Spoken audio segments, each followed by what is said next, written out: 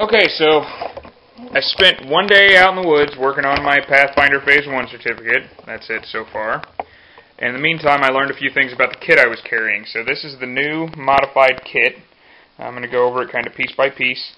And the carry system, which is just about as important as the kit after I've spent some time out there with different backpacks and in the past years, shoulder bags and hunting packs and this, that, and the other thing. So this is way more than I really need, but when it comes to teaching myself, I wanted to go ahead and take some extra bits and pieces with me. So we'll start over here with some pretty simple stuff. We've got just some snacks, really. There's some single packs of coffee down there, some nuts, some Cliff Bars, can of chicken. Added to that normally is a can of ramen noodles. Then we move on to a fire kit. Now this is a somewhat extensive fire kit. Here I've got magnesium and ferro rod that I picked up at last year's Pathfinder gathering. It actually rides in one of the side pockets real close to me. And then in a Pelican dry case, I've got cotton balls in a pill box, dryer lint in an Nalgene bottle, a small travel size thing of petroleum jelly or Vaseline, a Bic lighter, and some jute twine that can be broken up and make some really good tinder. Move back up here, we've got cordage. I've got some orange 550 cord, some red, what we've been known to call 250 cord, and a roll of tarred bank line. Move over to the other side here, and for nights out, this is just a simple ImpsNet hammock, all set up, ready to go. On the ends, I've got little 200-pound test screw-type links so that it stays together the way it's supposed to, with some extra 550 cord to tie it up. This is a British Basha, I believe they call it. It's just a tarp desert camo, but it's got really heavy-duty tie-outs, which is what I really like. And then these are aluminum tent pegs that I snagged, actually on sale, so that was a good plus. And then just a creature comfort, something to wrap up with, either use a towel, head rag, whatever. Regular old-fashioned Haji rag, or now of course it slips me. I've bought 100 of those and I can't remember what they're called now. Move on for navigation. Around here, since I live in Illinois, this doesn't come in handy that much. It's an altimeter, but this is my prime. Nice Silva compass. For cutting tools, I've got a couple that just kind of depend on what I'm going to be doing. This is actually a Vietnam-style tomahawk that I cut the spike off the back. I'll probably weld a big nut and bolt on the back of it just to give me a little bit of a hammer pull. I wanted to lighten it up, still have the cutting blade, but have a hammer head to use with tent stakes and things like that. This is an original buck Nighthawk. It's got a really nice rubber grip on it. It hasn't gotten much field use, but you can see the tang is pretty hefty. It's got a good shape to it. It's actually fairly similar in shape to the Pathfinder knife. I've had it for years and actually quit carrying it for some time. For as long as it's been sitting around, though, there's still some fat buildup from a few animals that have succumbed to it. Over here, simple Gerber multi-tool. It's got a really thin, sharp blade, a serrated blade, a file, some really good tools to have, not to mention the wire cutter and wire strippers, depending upon what you're doing. Flashlight, Streamlight Twin Task, they call it. It's got a regular incandescent bulb and an set of LED bulbs, so you can save some battery life that way. Small roll of 100-mile-an-hour tape, just wrapped around the inside of a pin. There's maybe 10-15 feet there, just for making repairs, things like that. Then we move on to, let's see, that's a small fishing kit right here. It's got some more tarred bank line in it, some bobbers, some weighted hooks, some regular hooks, some sinkers, and some swivel clasps, just in case I need to use them for some reason. I also went ahead and threw in, because I had the storage space, some pieces of inner tube make-up rubber bands. Just 4 or 5 of those come in handy for all kinds of different things. Then we move on to the last cutting tool here that I haven't shown. This is actually really neat. It's a fold-up saw. So the handle expands there's a lock on the end, and it actually has 3 different blades here. I'm going to see if I can just pull the blades out. I'm not going to set it all the way up.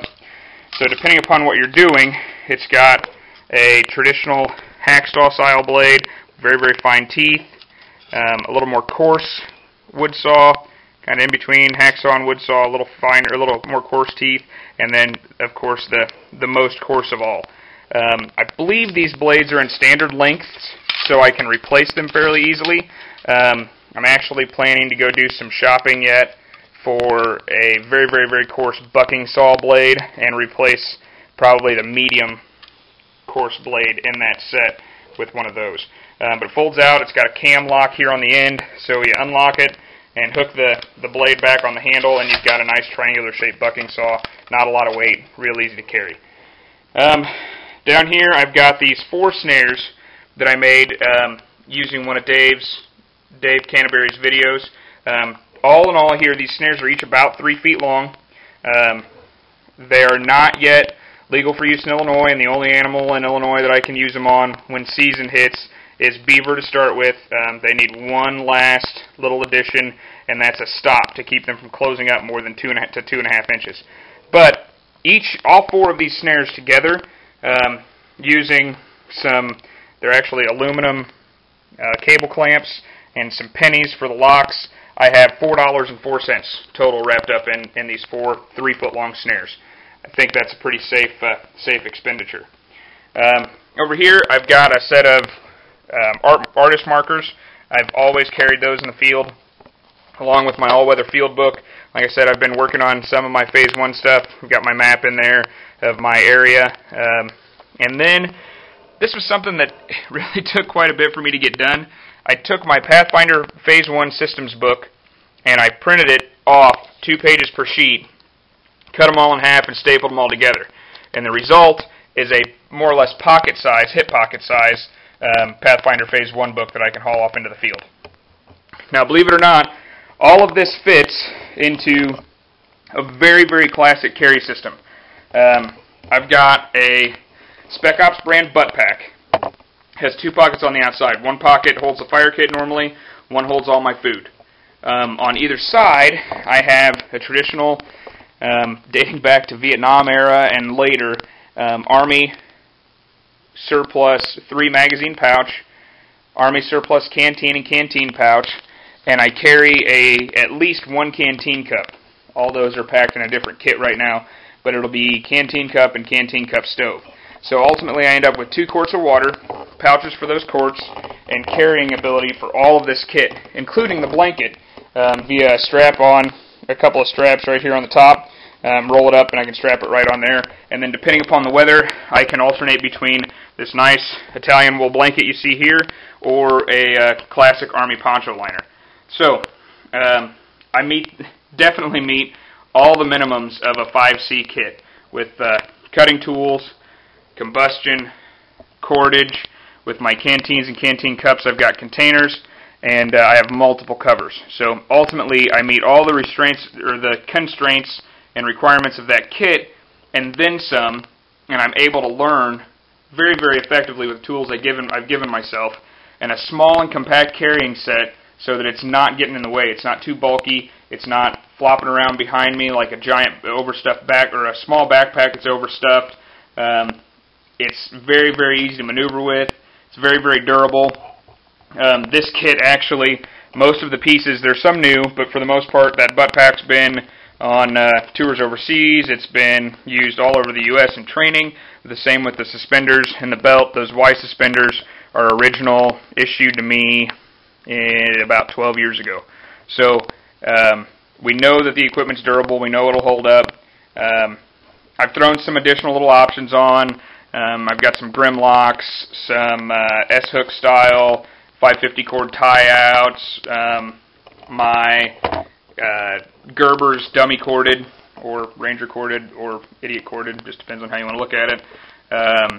Same with my fire starter. It's actually dummy corded inside a pouch. The pouch that it goes in is dummy corded, and it all fits inside one of those ammo pouches. So the quick access things are right there where I can get to them. The tomahawk, the knife, fire starting kit, all the water, and even some cordage are all in easy places to get to.